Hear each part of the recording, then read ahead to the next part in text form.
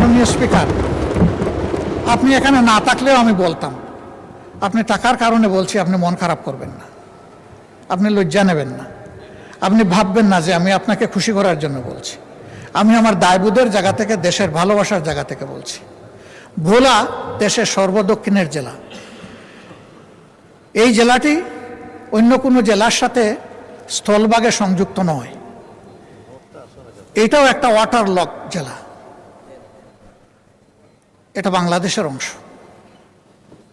তাদের অধিকার রয়েছে বাংলাদেশের অন্যান্য সকল জায়গার যোগাযোগ ব্যবস্থার যে সুবিধা তারা পেয়ে আসছেন, ভোলা এখন এটা পেতে চায়, এটা পাওয়া তাদের অধিকার।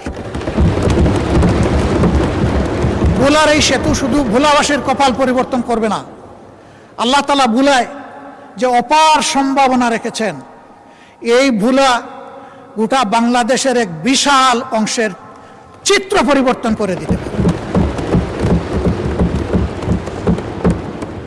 এই জন্য আমাদের নিয়ামতের খনি এই ভোলা যেন আর উপেক্ষিত না থাকে।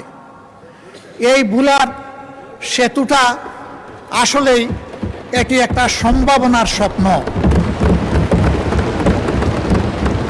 এই সেতু বাস্তবায়ন হোক।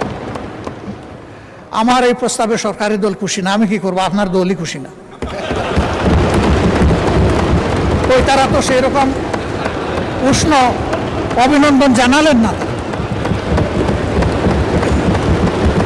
মাননীয় স্পিকার, আমি আরো আপনাকে আশ্বস্ত করছি, ভোলা আমার শ্বশুর বাড়ি নয়।